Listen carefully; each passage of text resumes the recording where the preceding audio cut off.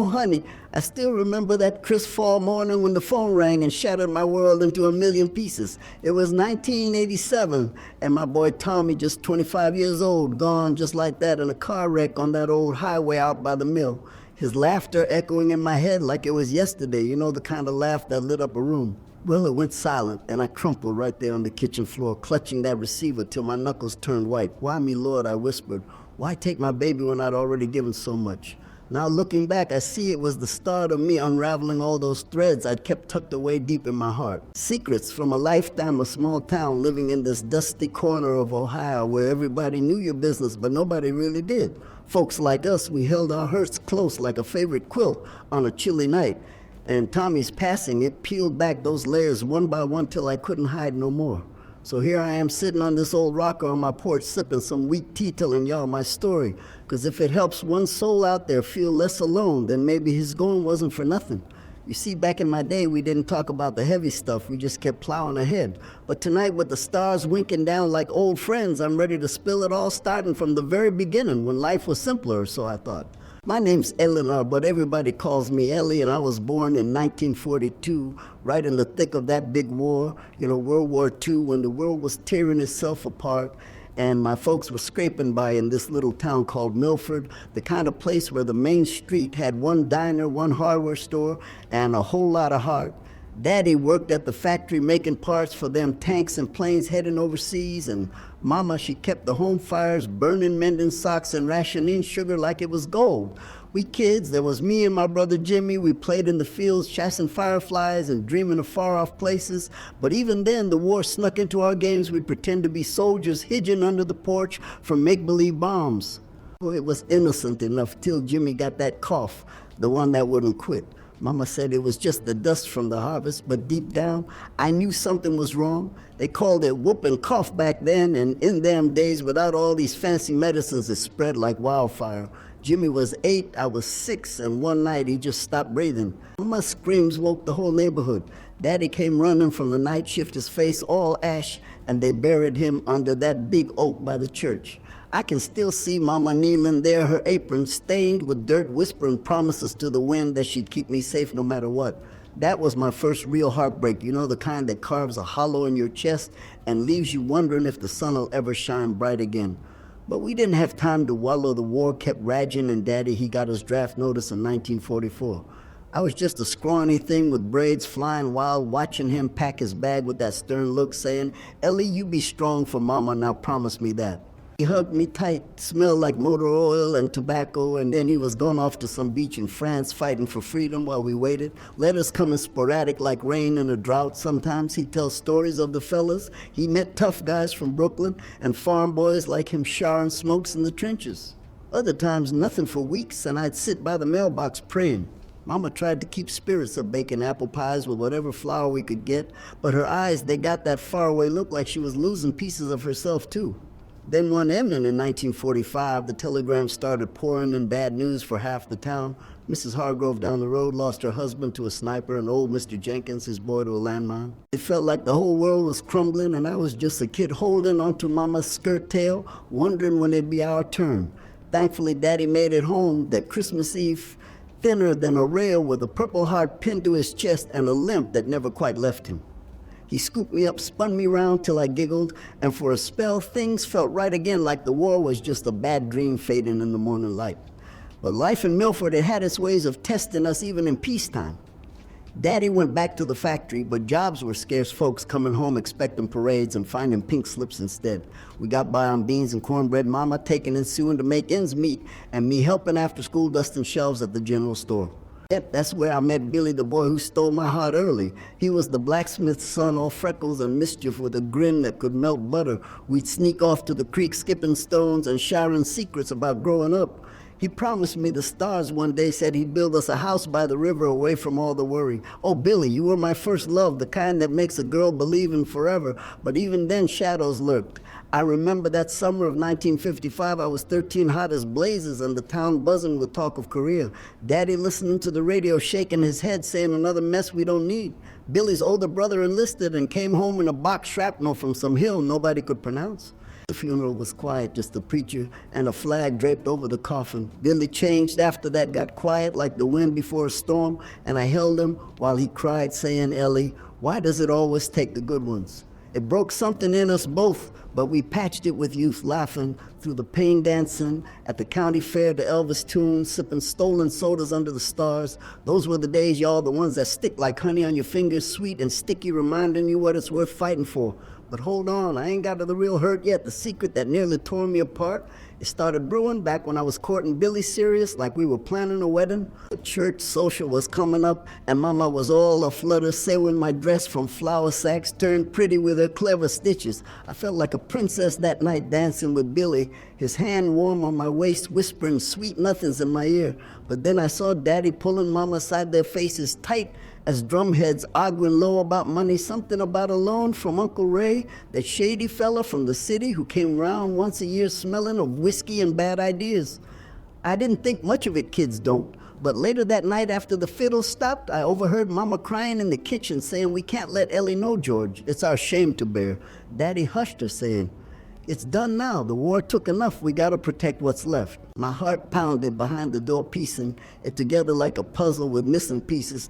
Turns out Daddy had borrowed from Uncle Ray to cover Jimmy's doctor bills back when medicine cost an arm and a leg. And now with interest peeling up like snow in January, they were losing the house, the one Grandpa built with his own hands. I burst in tears, streaming, demanding the truth. Mama pulled me close, her arm shaking, saying, oh, honey, it's our burden, not yours. But it was too late. The secret spilled like milk on the floor, soaking everything. And from there, the heartaches just kept coming.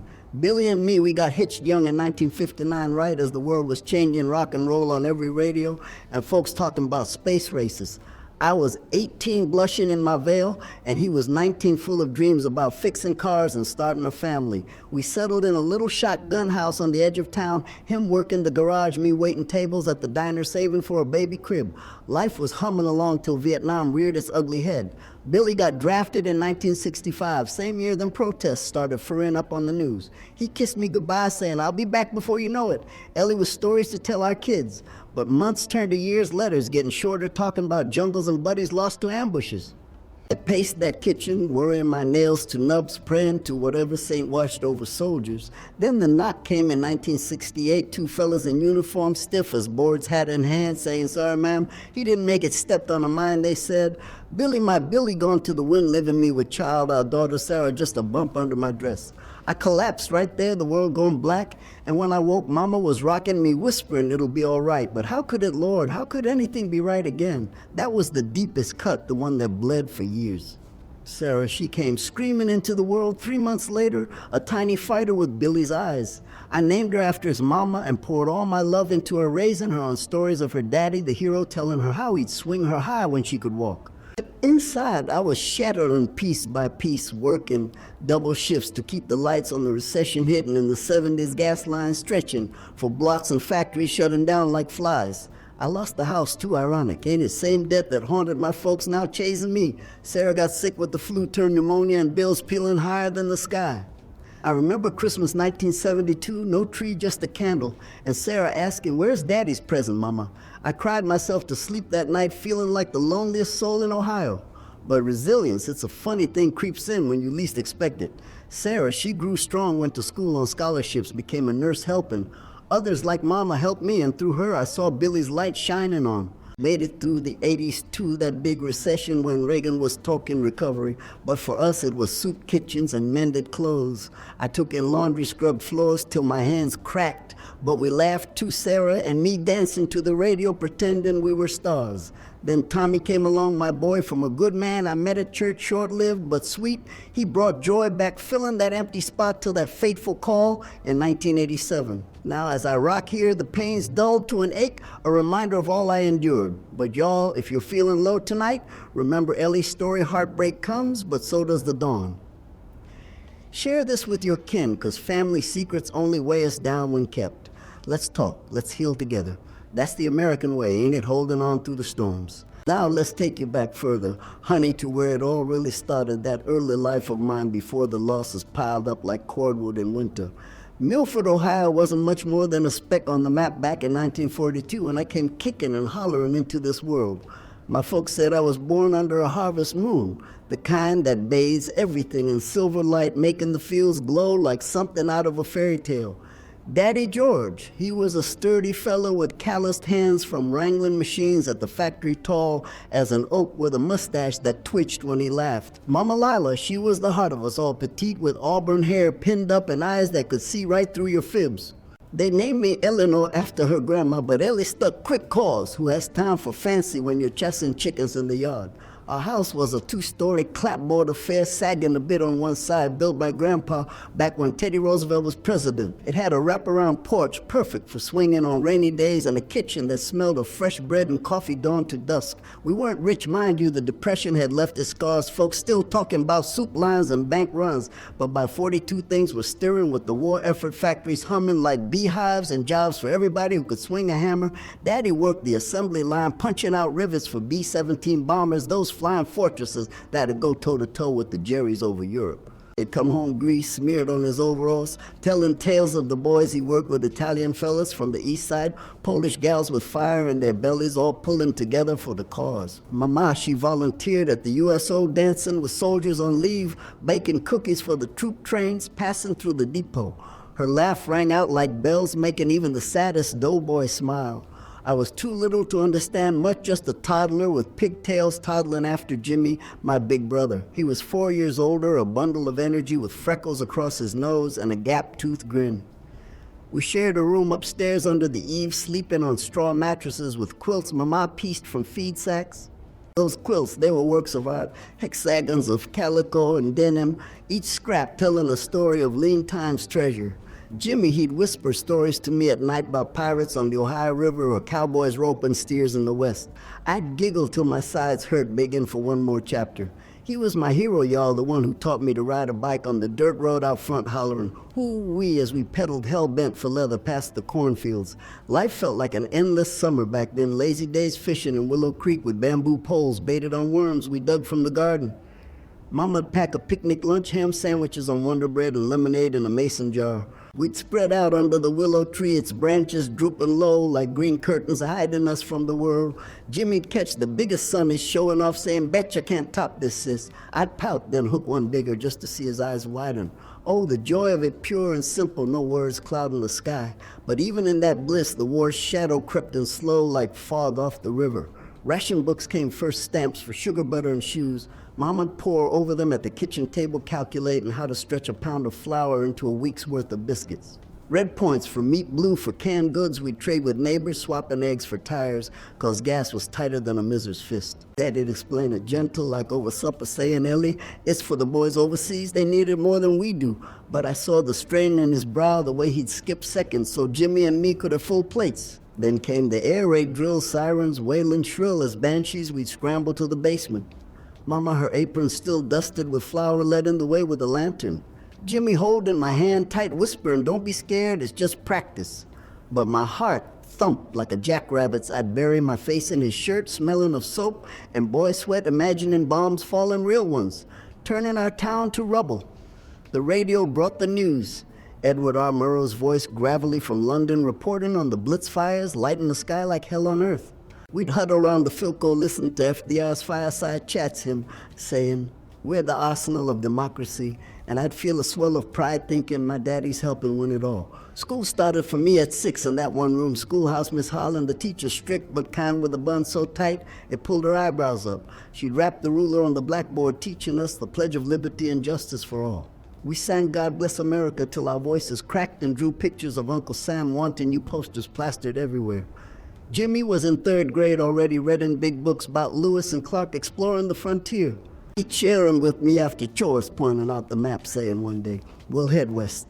Ellie, see the Pacific for ourselves. Dreams like that, they kept us going through the blackouts when lights went dark, and we'd play shadow tag by moonlight. Now here's where the first peak hits y'all around that time in 1948 when the war was winding down, but scars still fresh.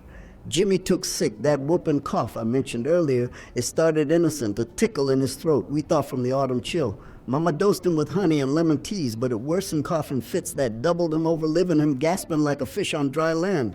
The doc came old, Dr. Harlan, Miss Harlan's kin.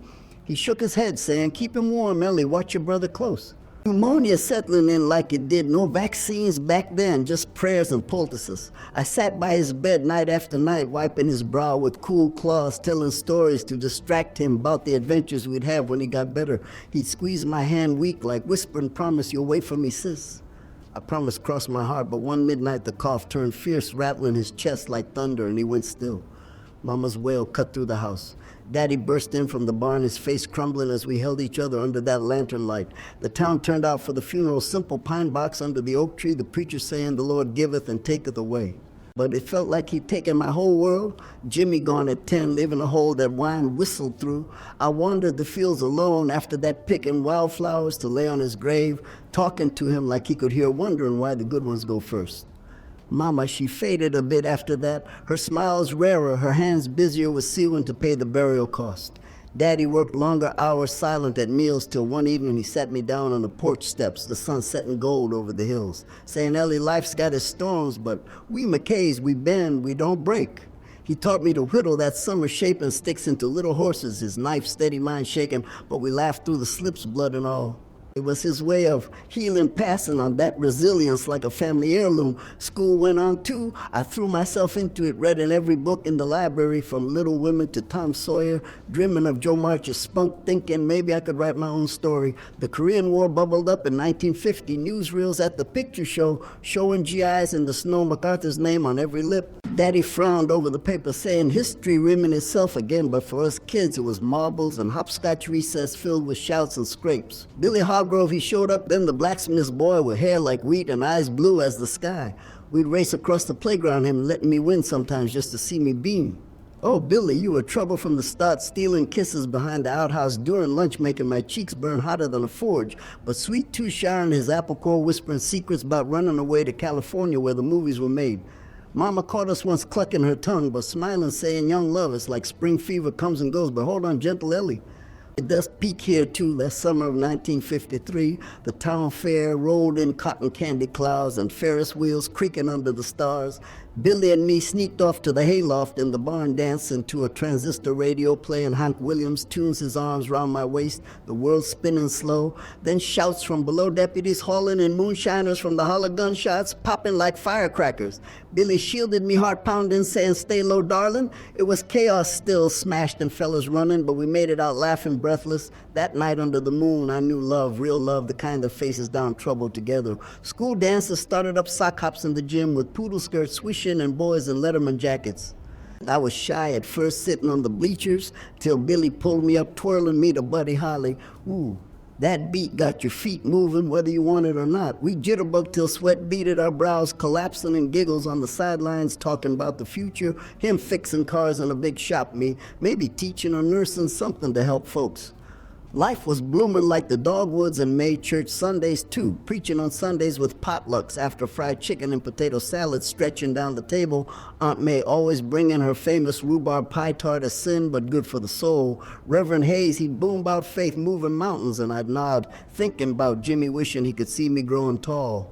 The recession whisper started in the mid-50s factories, slow in orders dropping for cars and appliances. Daddy's hours cut, he'd come home, weary rubbing his neck, saying, "Chin up, family, we'll make do." We planted a bigger garden, taters, beans, and corn rose straight as soldiers. Mama canned till her fingers pruned, preserving summer for winter suppers. I helped after school hoeing weeds, humming hymns to pass the time. One evening as the sun dipped low, I found a nest of baby rabbits in the furrow, tiny pink things blind and wriggling. Mama said, "Leave him be, nature knows best," but I fretted watching the mama hop back later. That was us too fragile but fierce, surviving against odds. Billy's family struggled too. His pa, the blacksmith, losing work to them new machines welding metal without the sweat. Orders for horseshoes dwindling. As Fords took over the roads, he'd hammer anyway, sparks flying like stars, teaching Billy the trade. Saying, "Son, hands like these, they build worlds." I tagged along, sometimes watching the bellows pump air, the anvil ring under blows. Billy'd wink over his shoulder, saying, "One day this'll be mine and yours too," Ellie promising a life forged strong. Now as I look back, that early life, it was the foundation, y'all, the roots that held when storms came. Jimmy's loss had scarred, but taught me early that love's worth the hurt. The war had shaped us all, making do with less finding more in each other. Billy, he was the spark light in my path through those tender years, and though heartaches waited down the road, those days they were golden pure as creek water. Simple joys that no amount of sorrow can wash away. So hold on to your early times, honey, cherish them, cause they're the stories that carry you through. Now shifting gears here, y'all, because if early life was the calm before the storm, the struggles, they were the gale force winds that tested every inch of my being, taking that foundation I built and shaking it to the core. After Billy and me tied the knot in that little white church on the hill in 1959, the world seemed ripe with promise. Eisenhower still in office, talking about highways and hula hoops, folks buying TVs on credit, dreaming big.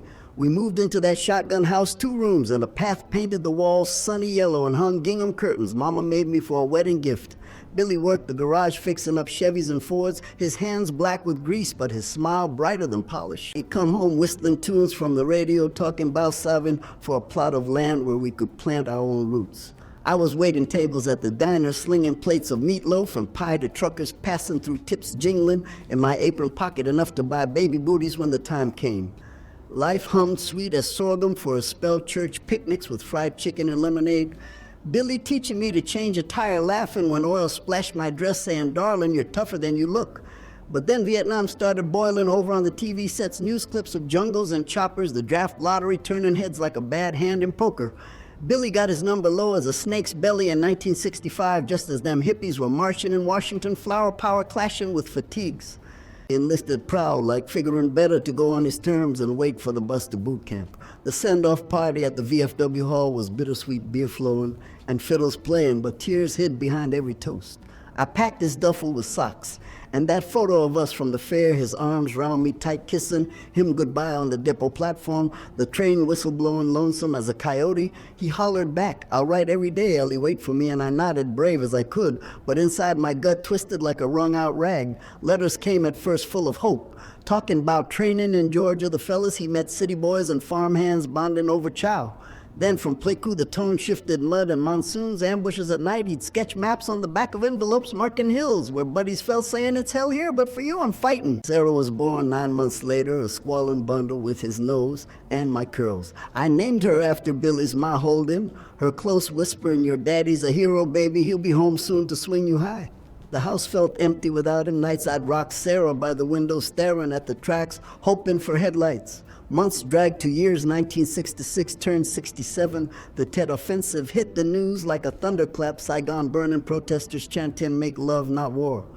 Billy's letters grew spotty, then stopped cold in early 68. I paced the kitchen nails, bit to the quick praying rosaries Mama taught me till my fingers blistered.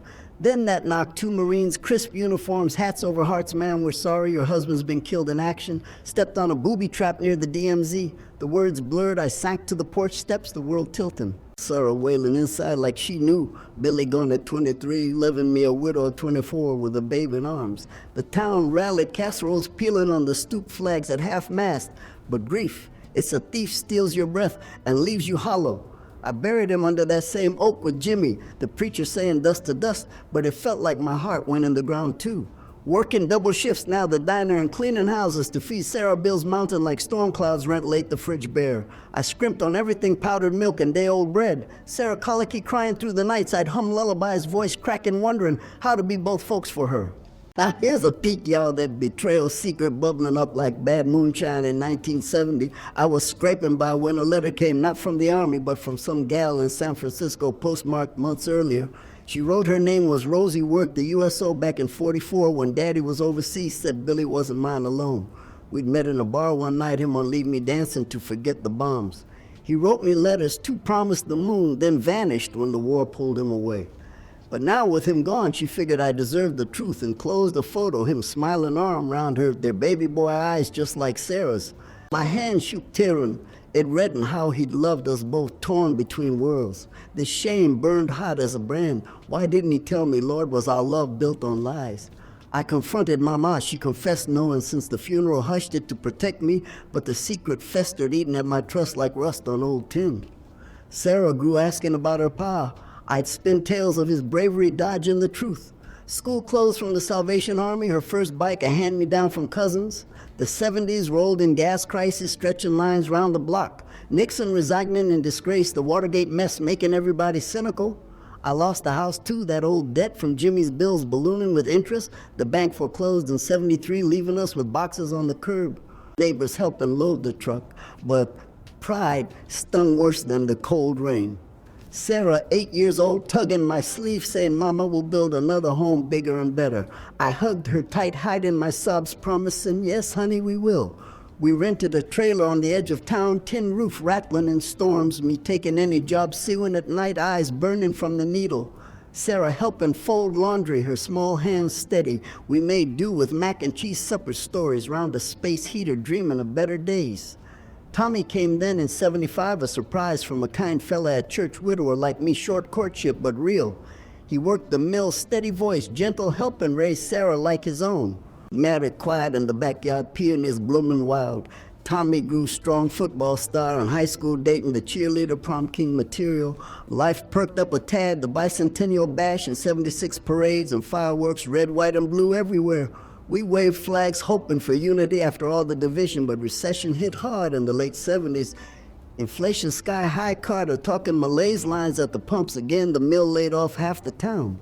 Tommy Sear walked in one M and hat in hand, saying, "Ellie, they're shutting the line, we gotta move," but to where no jobs in Milford, just Rust Belt blues. We sold what we could pack, the truck, Sarah 14, now excited for city lights. Tommy Jr., 5 chassis and the dog. I drove west to Dayton apartments, cheap, but cramped, roaches in the corners, me waiting tables at a truck stop. Him job hunting day after day, rejections peeling like snow. He found work at a warehouse, stocking shelves, back breaking for peanuts. I cleaned offices, mopping floors, till dawn bills nipping at our heels. Christmas '78, no gifts, just stockings with oranges. Sarah baked cookies from scratch, her way of spreading cheer.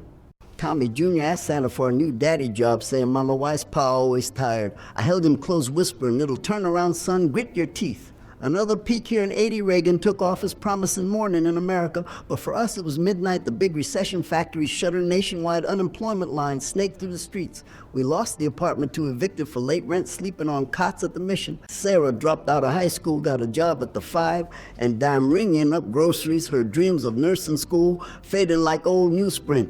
Tommy Sr. drank more, coming home sour breath, arguing over money. One night he raised a hand. I stepped back, saying, "Enough, George, we ain't raising kids in this storm." He stormed out next day, leaving a note. "Sorry, Ellie, I can't provide like a man should gone to Chicago chasing work that don't exist." I was alone again, 3 mouths to feed Sarah working nights. Tommy Jr. in school, me hustling, 2 jobs, laundromat by day, factory line, at night hands raw from bleaching machines. The cold winter of '81 gas, too dear to heat proper, we bundled in blankets. Sarah got pneumonia fever, raging duck bills we couldn't pay. I sat by her bed like with Jimmy praying, "Don't take my girl too." The secret from Rosie's letter haunted me. What if Sarah wasn't Billy's? What if all our suffering stemmed from a lie? I wrote Rosie back finally, asking for the truth, she replied. Gentle saying blood don't matter, love does. And Billy spoke of you always as first as rock. Sarah's is spitting image tested if you must, but she's yours in every way. That eased the knot some, but struggles kept coming. The AIDS scare in the news, friends dying quiet like the town withered.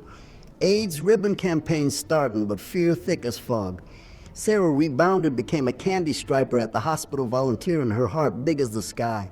Tommy Jr. joined the Boy Scouts, earning badges for not tying and fire building, keeping busy so I wouldn't see his worry. We rallied neighbors, potlucks again, sharing stories over soup. One even Reverend Hayes, now old and bent visitor, saying, "Ellie, your faith, it's the steel in your spine. Keep holding on, the Lord provides." And sure enough, in '83 things shifted. Sarah met a boy, steady type, got her GED, studied nights, became an LPN, her uniform, crisp pride swelling my chest. Tommy Sear trickled back, sheepish, apologizing with flowers. We forgave, slow rebuilding trust in a new trailer. The recession eased, mid-'80s jobs trickling back, Reaganomics talking trickle down, but for us it was sweat and tears that filled the bucket. I worked the diner again, tips better with the boom. Sarah married young, had a baby girl, my first grandbaby holding her tiny hand. I whispered to Billy and the stars, she's carrying on your light now. Tommy Jr. graduated top of class football scholarship to state, saying, "Mom, you taught me to fight through the mud." Life got brighter, but those struggles, they forged us, y'all, like iron in the fire, bending near breaking, but coming out stronger. The secrets, the losses, the empty bellies, they scarred deep, but resilience is the quiet hero pulling you through darkest hours to the other side where hope waits patient as dawn. So if you're in the thick of it now, remember Ellie's woes. Vietnam took my love, recession, my home secrets, my trust, but family, faith, and a dash of stubborn. We made it out smiling, ready for whatever comes next. Wait, y'all, I skipped ahead too quick. Let me fill in them gaps, cause the struggles they layered like onion skins, each one stinging more than the last. After Tommy Sr. left in 81, I was scraping bottom, the barrel empty as a politician's promise. Sarah, 16, now working the register at Woolworths, her cheeks hollow from skipping lunches to save for the house. Tommy Jr., 6, asking for new sneakers, holes in the toes. I sewed cardboard insoles, telling him nights wore him in old tales. He laughed, but his eyes, they dimmed a bit, that spark fading under the weight. One night, the power shut-off bill unpaid, we lit candles. Sarah read aloud from library books, fairy tales of princes and magic. I joined in making voices silly as geese till we howled, forgetting the chill creeping in the walls, mice scurrying bold in the corners.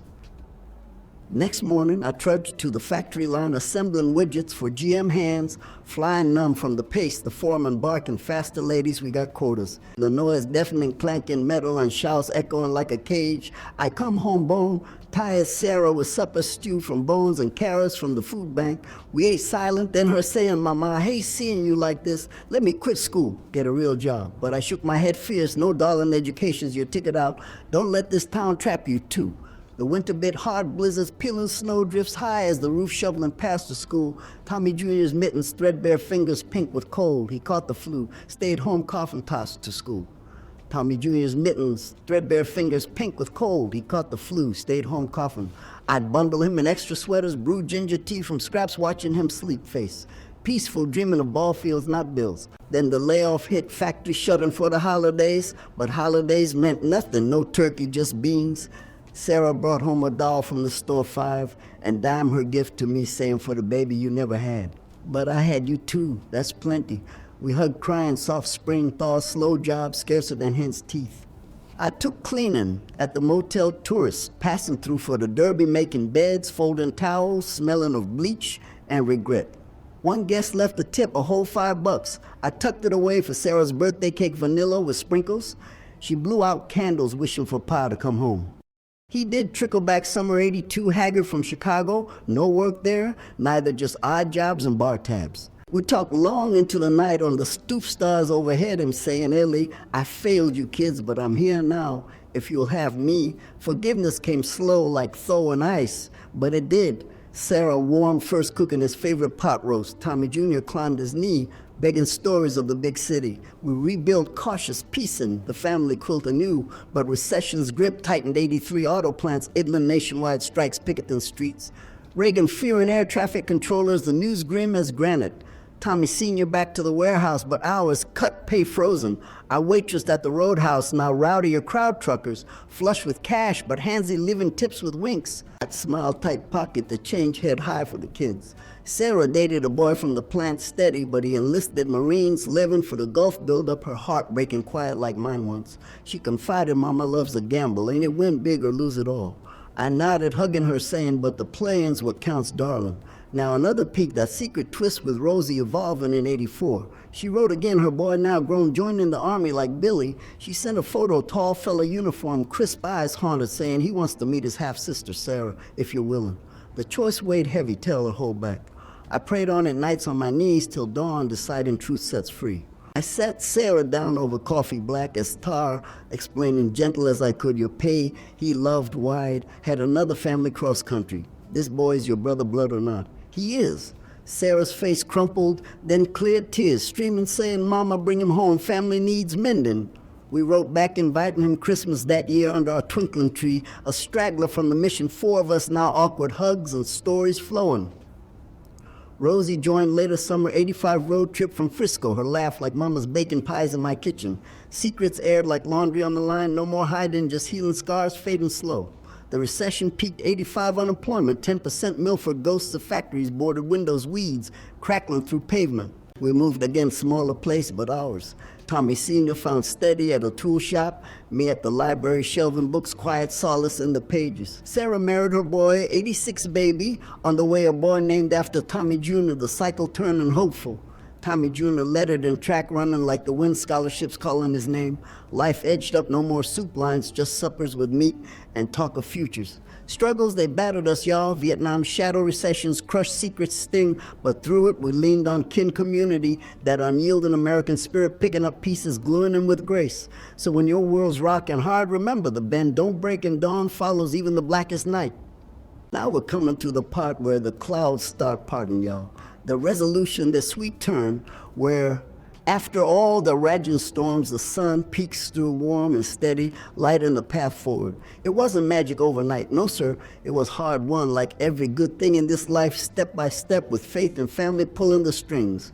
After that Christmas reunion in '84 with Rosie's boy, my stepson, now calling him Jack, he stuck around longer than expected, driving back from basic training on weekends, his uniform still stiff, sharing tales of barracks life and drill sergeants barking orders. Jack was 22, all lanky limbs and quiet smiles like Billy's, but with Rosie's fire in his eyes.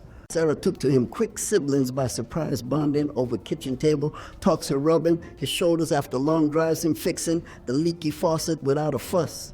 Tommy Senior watched wary at first, saying, Ellie, we got enough mouths, but I saw the heel in his eyes, the way he clapped Jack on the back, offering a cold one.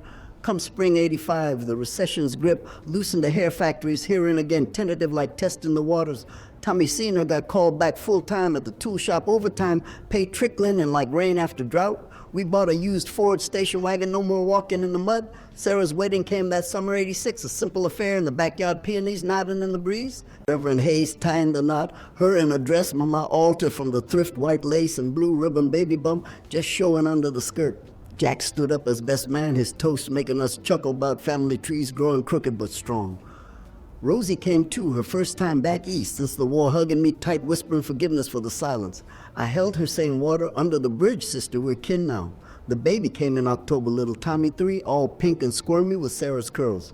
I held him first, tears prickling, saying to the heavens, Billy, see your legacy lives on. Tommy Jr. now in college on that scholarship running track for the Buckeyes, calling home, Sunday's voice crackling with excitement about games won and classes tough but doable. He said, Mom, your stories, they keep me going through the miles. I beamed, pride swelling like yeast and dough, life stitched back together, thread by thread, no more secrets festering, just open hearts mending old rips. Now here's a peek, y'all, that big reunion in '87, just months before Tommy's accident. The family swelled like a river after melt. Jack got leave from his posting in Germany, flying stateside for a spell. Rosie drove down with her brood grandkids, tumbling out like puppies. Sarah's Tommy Jr. home from school, even Tommy Sr.'s sister from Cleveland joining the fray. We gathered at the old homestead, Daddy and Mama's place, now mine, after they passed peaceful in their sleep years back. The porch sagging, but spirits high, potluck spread, fried chicken, potato salad, coleslaw heaped high, on maize rhubarb pie, stealing the show. Stories flowed like the Ohio after rain. Jack talking boot camp mishaps, making us howl. Sarah sharing nursery rhymes for the baby Rosie, opening up about her San Francisco days, post-war dancing in jazz clubs, waiting tables to raise him alone. I confess my doubts, the what-ifs that plagued me, and they listened, no judging, just nods, saying, we all carried loads, Ellie, you ain't alone. Then the rain hit sudden, pouring buckets, but we stayed under the awning umbrellas, popping, laughing as thunder rolled, lightning flashing like fireworks. It felt like the heavens washing away the last of the grime's secrets. Sorrows all swept clean in that downpour. Hugs lingered tighter that night, sleeping under one roof. The house creaking content like it welcomed the full table. Dawn broke misty. We prayed together. Reverend Hayes led him. Thanks for the mending grace. And as they drove off, waves and honks echoing, I stood on the steps knowing we'd turned the corner, paying to purpose. Now the '80s wound down, Reagan handing off to Bush, talking New World Order, but for us it was personal peace. Sarah's family growing, her husband steady at the plant coach in Little League. Tommy Jr. graduated summa cum laude, job offer in Columbus Engineering, bridges sturdy as our bonds. Jack married a nurse from his base, settled in Texas, but visits regular. Rosie and me pen pals, now exchanging recipes and grandkid photos. Tommy Sr. retired early, bad back from years bending, but we got by Social Security and my part-time at the library shelving romances that made me smile thinking of Billy. The town changed too. Milford sprucing up new shops on Main Street, a community center where the old depot stood. Folks remembering the hard times but celebrating the grit. Another peak here in '89, the big flood Ohio River, swelling angry after weeks of rain, sandbags peeling high, sirens wailing evacuation orders. The water crept up our street, lapping at the stoop neighbors, knocking frantic. We loaded the truck, photos, quilts, the family Bible. Sarah called in from higher ground saying, "Mama, come quick," but I stayed with Thomasina pumping water from the basement till the current tugged fierce. Then Jack showed driving his truck, chains and ropes, hauling us out like a scene from the Bible, Noah's Ark modern style. The whole town turned out rescuing each other, boats zipping supplies, airdropped from the guard choppers. We bunked at the school gym cots side by side, sharing stories to pass the hours, laughing at the absurdity, wet socks and all. When the waters receded weeks later, mud caking, everything we rebuilt together, neighbors hammering side by side, potlucks and tents till home stood again. That flood, it washed more than dirt, it bonded us deeper, showed how community is the real resolution, lifting when legs give out. Sarah's baby boy took his first steps on the fresh porch boards, cooing daughter to his pa. I cried happy tears knowing the cycle turned full joys, outnumbering the hurts. Now Tommy, my boy, the one from Tommy Sr., he grew tall quarterback in high school, dad and sweet Jenny from the choir girls whispering about rings and futures. Life hummed content, no big dramas, just daily graces, church suppers, bingo nights at the hall, me knitting booties for the next gen. Tommy Sr. and me rocking on the porch evenings, watching fireflies, dancing like old times. The secrets all aired, Rosie's family woven in ours, no more strangers, just branches on the tree. Resilience, it bloomed full now, not just surviving, but thriving, hoping for the young ones, teaching them the American way. Hold on, help out, heal together. So if your story's tangled, y'all take heart, the knots untie with time and love. The resolution, it's waiting patient as a farmer for the harvest.